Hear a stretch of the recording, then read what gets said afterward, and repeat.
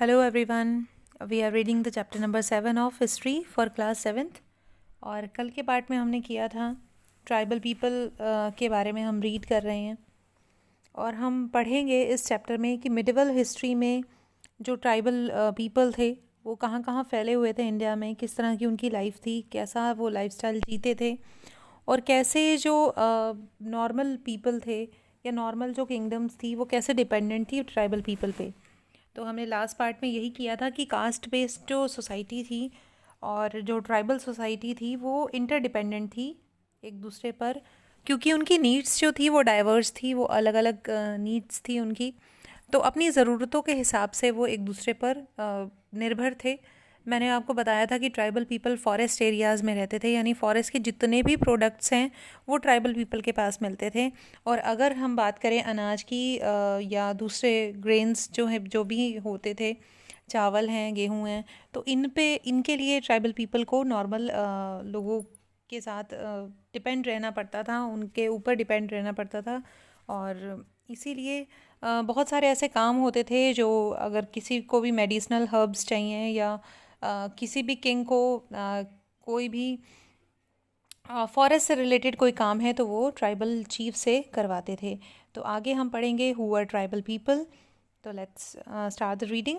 Contemporary historians and travellers give very scanty information about tribes. जो हमारे historians हैं और ट्रेवलर्स हैं वो बहुत ही कम इंफॉर्मेशन हमें प्रोवाइड हुई है ट्राइब्स के बारे में।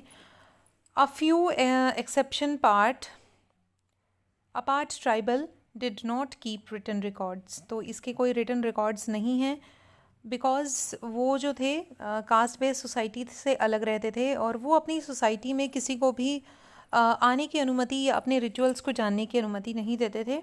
But they preserved rich customs and oral traditions. तो लेकिन उनके जो ट्रेडिशन थे वो कैसे थे? ओरल ट्रेडिशन, यानी एक पीढ़ी से दूसरी पीढ़ी उनके रीति रिवाज, उनके ट्रेडिशंस चले आ रहे थे एज इट इज़, बिना किसी रिटन रिकॉर्ड के।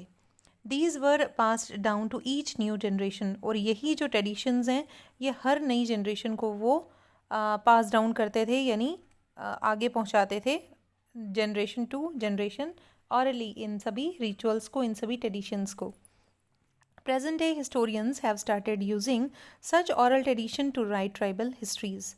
और फिर धीरे धीरे हिस्टोरियंस ने क्या किया, इन्हीं ऑरल जो ट्रेडिशन थे इनको अपने आप ही लिखना उन्होंने शुरू कर दिया, बिना ट्राइबल पीपल की सहमति लिए, या मैं कहूँगी क्योंकि they are not ready to share their traditions और अपने रिचुअल्स वो शेयर नहीं करते थे किसी से। तो हिस्टोरियंस ने आगे खुद ही लिखना शुरू कर दिया कि ट्राइबल पीपल के क्या क्या रिचुअल्स और ट्रेडिशंस हैं। Tribal people were found in almost every region of the subcontinent. The area of influence of tribe varied at different points of time. तो tribal people जो है वो almost हर region में मिलते थे। और मैं आपको बता दूं कि जिस भी रीजन में ज़्यादा फॉरेस्ट एरिया होता था तो डेफिनेटली वहाँ पर कोई ना कोई ट्राइबल ग्रुप हमें मिल ही जाता था। The area and influence of tribe varied at different points of time. Some powerful tribes controlled large territories. देखो, जब भी हम ट्राइब के बारे में सोचते हैं तो हमें लगता है कुछ एक ऐसे लोग होंगे जो फॉरेस्ट एरिया में रहते होंगे और वो अलग अलग होके बहुत ही कम संख्या में होंगे, लेकिन नहीं, ट्राइबल पीपल की बहुत बड़ी बड़ी किंगडम्स भी थी उस समय। इन पंजाब खोकर ट्राइब वॉज वेरी इन्फ्लुएंशियल। तो ऐसी ही कुछ मेन इंपॉर्टेंट ट्राइब्स के बारे में हम बात करेंगे। तो सबसे पहले हम आते हैं पंजाब में, पंजाब रीजन में। और पंजाब रीजन में एक बहुत ही फेमस ट्राइब हुई जिसका नाम था खोकर ट्राइब। और आपको ये मार्क करना भी आ सकता है मैप में कि आप पंजाब की एक ट्राइबल ग्रुप का को आप मार्क कीजिए द मैप ऑफ इंडिया। तो आपको मालूम होना चाहिए कि पंजाब में खोकर ट्राइब जो है बहुत ही इन्फ्लुएंशियल थी during 13 and 14 century. Later the Ghakkars become more important. और यानी पंजाब की दो ट्राइब्स के बारे में आपको मालूम चला, घक्कर्स and खोकर्स।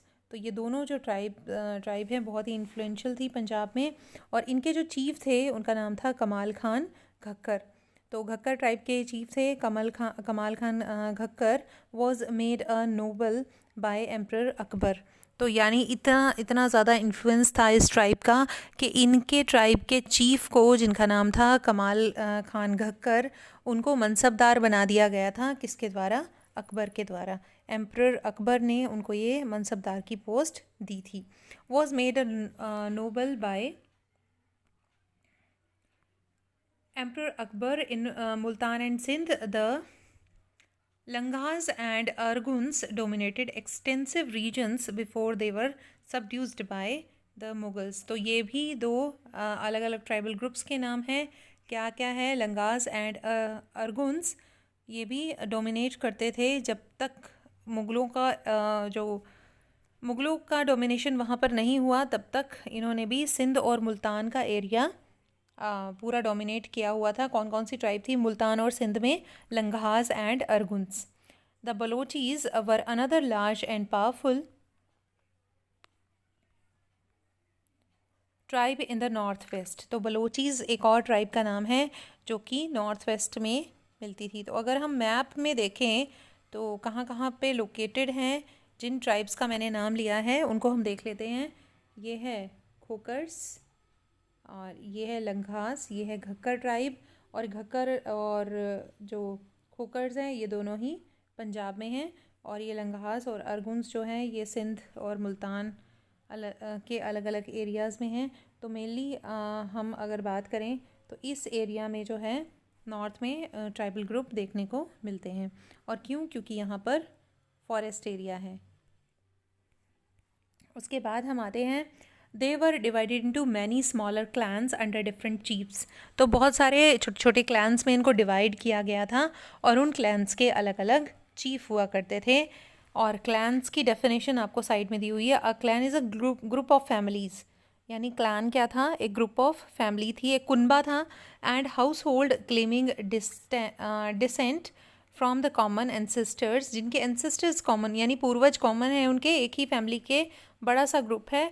And tribal organisation is often based on kinship और क्लैन लॉयल्टीज। तो इसी के बेस पे जो ये डिवाइडेड होती थी ट्राइबल सोसाइटी, ना कि वहाँ पे कोई क्लास सिस्टम नहीं था, वहाँ पर कोई वर्ना बेस्ड सोसाइटी नहीं थी, वहाँ पे कोई जातियाँ नहीं थी, और क्लैंस के हिसाब से ही ये डिवाइड होती थी, यानी एक परिवार के लोग एक साथ रहते थे।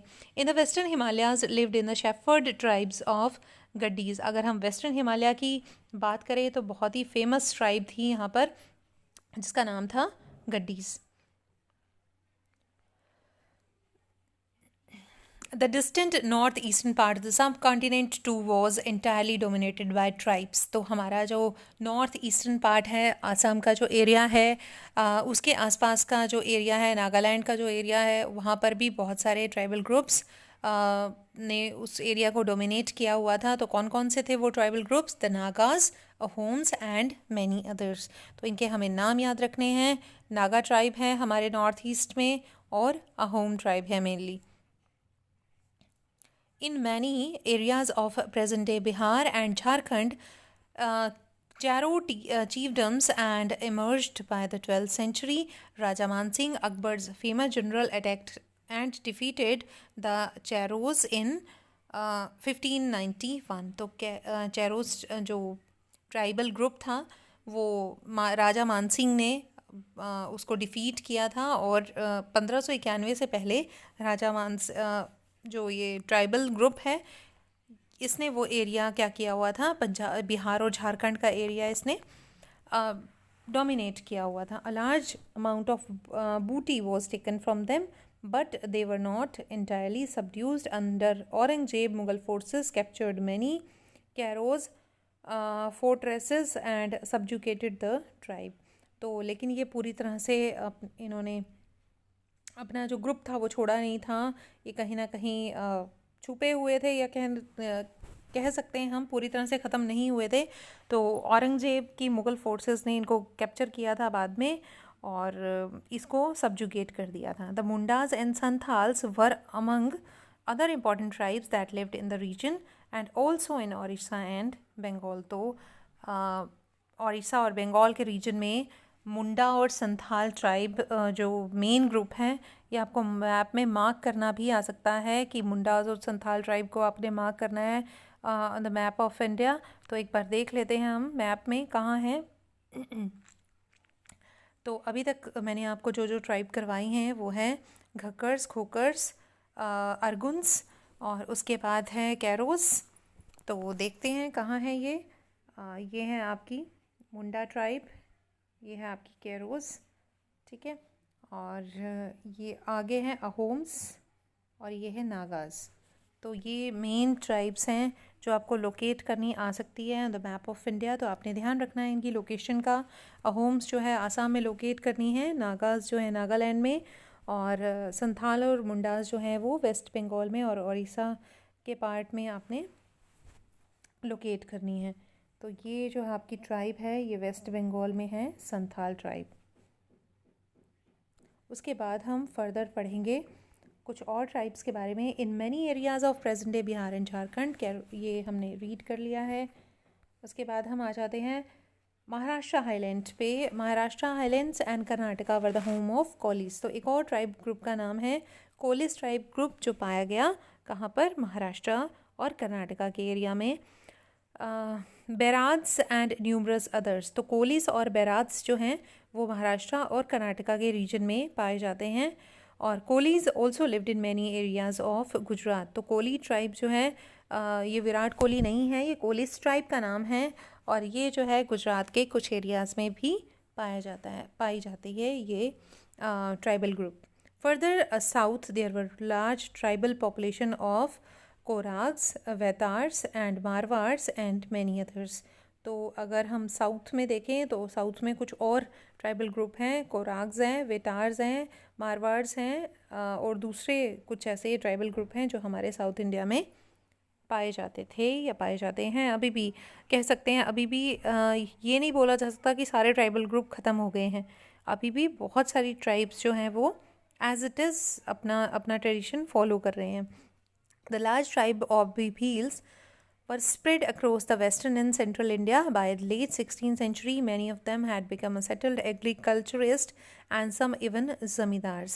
जो लार्ज ट्राइब, जो भील की ट्राइब की बात करें अगर हम, तो ये जो भील ट्राइब है ये मेनली राजस्थान और गुजरात के कुछ पार्ट में और एमपी के कुछ पार्ट में हमें देखने को मिलता है। और भील ट्राइब जो है वो बहुत ही लार्ज ट्राइबल ग्रुप था और बाद में ये सेटल्ड एग्रीकल्चरिस्ट बन गए थे, यानी बाद में इन्होंने एक जगह पर रहकर खेती करनी शुरू कर दी थी और ये कुछ जो लोग हैं इनमें से बहुत बड़े बड़े ज़मींदार बन गए थे।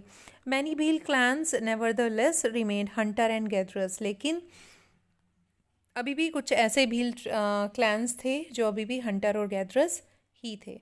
The Gonds were found in great numbers across the present day states of Chhattisgarh, Madhya Pradesh, Maharashtra and Andhra Pradesh. तो गोंड ट्राइब भी एक मेन ट्राइब है जिसको हम बोल सकते हैं गोंड किंगडम, एक बहुत बड़ी किंगडम थी ट्राइबल ग्रुप्स की। तो गोंड्स कहाँ कहाँ फैले हुए थे, छत्तीसगढ़ में, मध्य प्रदेश में, महाराष्ट्र में और आंध्र प्रदेश में। तो ये तो था आज का पार्ट। कल के पार्ट में हम करेंगे how nomads and mobile people lived. Mobile people का मतलब यहाँ पे है जो एक जगह से दूसरी जगह घूमते रहते हैं लोग, वो किस तरह से रहते हैं, किस तरह से उनकी सेटलमेंट्स होती हैं, तो वो सब हम रीड करेंगे कल के पार्ट में। तो thank you very much for listening me. Hopefully आपने आज का पार्ट अच्छे से अंडरस्टैंड किया होगा।